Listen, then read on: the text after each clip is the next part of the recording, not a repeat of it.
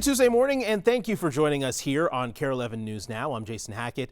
Let's get right to your headlines. If you're heading out, grab a raincoat or an umbrella. We have a very wet day ahead in Minnesota, and our weather team is calling a weather impact alert day. The alert is because of possible heavy rain that you could see until 7 o'clock tonight. It's going to be a bit of a washout. We're going to check in with meteorologist John Ziegler in just a little bit for your full forecast. Well, the other big story that we're tracking here, Minnesota lawmakers missing an 11:59 p.m. deadline to pass a budget. So that means they're heading back to work this morning to iron out their differences before Governor Walz calls a special session to get this thing across the finish line. Audrey Russo has been tracking reaction all night. She's here with details. Well, all things considered, it's a good day for lawmakers to be inside. They'll be here in the Capitol for the next 2 days in working groups, trying to reach a compromise on the budget bill where there's still some tension.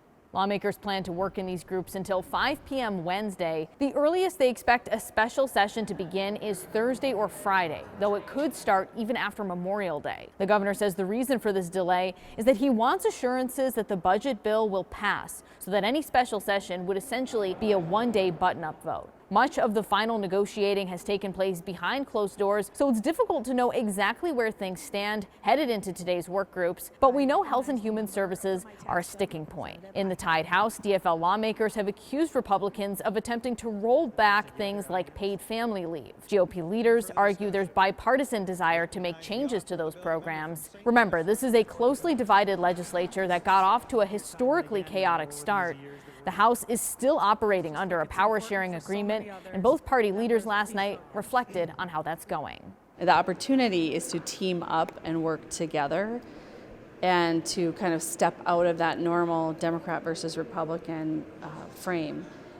Unfortunately, some people haven't accepted that invitation. You didn't see as many things getting passed through, but the things that needed to made their way through. But there was already bipartisan support on everything that passed from committees because it had to be, and then what you saw pass off the House floor. Again, the earliest that lawmakers expect a special session to begin is either Thursday or Friday. They say that they do expect to work through the weekend if they can't reach an agreement sooner. Back to you. Audrey, thank you. A look over Minneapolis this morning, where just after lunch, the City Council Business, Housing, and Zoning Committee will discuss adding a new 2% booking fee on hotel reservations. Leaders say the roughly $6 million in revenue would go towards a tourism improvement district and be part of Meet Minneapolis's master plan for the city's visitor economy. A historic decision for the Minneapolis Police Department. For the first time, civilian chiefs will join the department's executive leadership. The two bureaus were created 2 years ago by Chief Brian O'Hara. It's part of the reforms he hopes will build community trust and focus on oversight of officer conduct as well.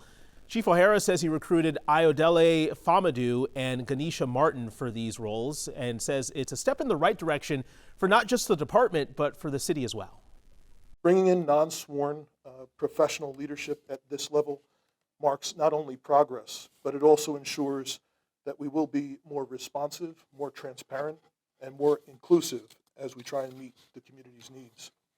Chiefs Famadu and Martin both bring unique perspectives and a genuine commitment to positive change. So one thing mentioned is the backlog of cases the department has been working on improving. There will be an independent review coming out today where we'll get a better idea about where they stand with this issue.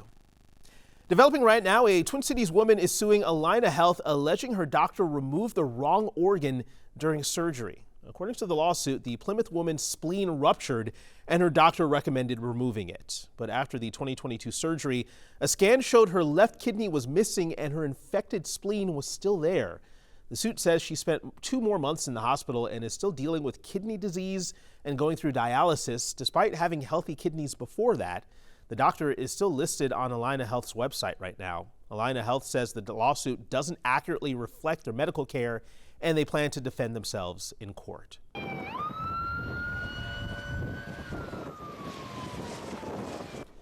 Some incredible video this morning from Oklahoma showing a dangerous rope tornado touching down in Arnett, Oklahoma. Storm chasers captured the twister as it moved across the ground for some time, throwing debris in the area, as you can see from this video. This is one of just several tornadoes that were reported across Oklahoma over the weekend. At least 27 people have been killed across the country's midsection by a string of violent storms that has spawned numerous destructive tornadoes. New this morning, Lyle and Eric Menendez will have to wait until the end of August to go before a parole board. The brothers were convicted of murdering their parents back in 1989 and sentenced to life in prison with no parole. That sentence was adjusted last week to 50 years to life in prison, but with the possibility of parole. Parole hearings were set for June, but those were delayed until August 21st and 22nd. The ultimate decision to release the brothers rests with California Governor Gavin Newsom. A look from our nation's capital this morning, where today President Trump is expected to meet with House Republicans as his party grapples with his one big beautiful budget bill. It's aimed at advancing the Trump agenda, but has faced headwinds from some fiscal conservatives. The next test here is a committee vote, with the debate set to begin in the very early hours tomorrow. This as President Trump spoke Monday with Russian President Vladimir Putin, pushing for an elusive ceasefire in Ukraine. NBC's Alice Barr has the very latest from Washington. Hi there. President Trump promised on the campaign trail to quickly end Russia's war in Ukraine, now telling the two countries to negotiate directly while he focuses on his domestic agenda on Capitol Hill. Well, thank you very much, everybody. President Trump taking a trip to Capitol Hill today to urge House Republicans to pass the massive budget package of his top policy priorities. This is arguably the largest and most comprehensive piece of legislation that Congress has worked on in probably generations. Republicans can pass it on their own, but there are internal divisions over how to pay for spending increases on immigration and extending the 2017 tax cuts, including through cuts to Medicaid and food assistance.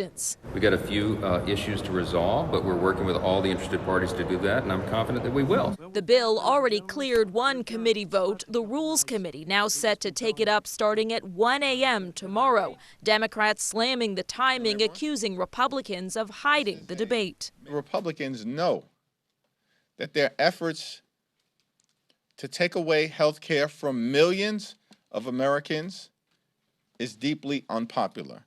President Trump also focused on foreign policy in a 2-hour phone call Monday with Vladimir Putin, pushing the Russian leader to end his war in Ukraine. I said, when are we going to end this, Vladimir? I've known him for a long time now. I said, when are we going to end this bloodshed, this bloodbath? It's a bloodbath.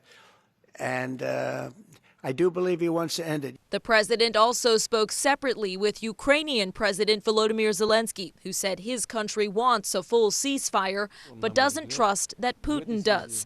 Nevertheless, President Trump saying negotiations between Russia and Ukraine will begin immediately to end the war. At this point, there are no signs of a breakthrough, with Russia making no commitments to that ceasefire that Ukraine has agreed to. Russia also having just launched what Ukraine says was its largest drone attacks of the war. President Trump is floating the possibility of Pope Leo stepping in to help with the negotiations. In Washington, I'm Alice Barr. Back to you. A Home Depot says it won't raise prices from President Donald Trump's tariffs. The home improvement giant is taking a different approach than that of Walmart and other retailers that plan to pass trade war-related costs onto consumers. Home Depot's finance chief told CNBC the company's scale and partnership with suppliers makes it able to generally hold current pricing levels. More than half of the retailer's products come from the U.S. However, the trade war has indirectly hurt Home Depot. Low consumer faith due to fears over the economy has in part kept some customers away. Home Depot reported sluggish earnings on Tuesday, weighed down by a weak housing market and consumers taking on fewer large-scale renovation projects. Right now, Target Circle members can now get lower price deliveries. Target just announced they're getting rid of markups for same-day delivery prices. That means there's no markup from Target or any of the other retailers in their network, including CVS, Lowe's, Hy-Vee, and PetSmart. Now, Target says this will save members an estimated $20 per order. The battle for the West begins tonight in Oklahoma. The Wolves and the Thunder tipping off Game 1 of the conference finals at 7:30 tonight. But as the matchup was set, some Minnesotans were getting locked out of buying tickets on Ticketmaster. Go into the checkout, takes me to the next screen, and I see like a huge caution box, and it's like a message saying if you're not a resident of Oklahoma or like a couple other states that are surrounding the area, you're essentially not allowed to go. So we're told the practice is called geo-locking, and it isn't new. A local ticket broker says it's a PR stunt any entertainer can use to prevent people from buying tickets to resell. But he says there are still reputable resale sites with tickets for the games available. Also back in action tonight, the Minnesota Frost. They'll be in Ottawa for games 1 and 2 of the PWHL Finals, hoping to defend their title. Puck drops at 6 tonight. Then on Saturday, the best-of-5 series heads to St. Paul. If necessary, Game 4 would also be at home before heading back to Ottawa for a potential Game 5. Stick with us. More news and weather coming up after the break.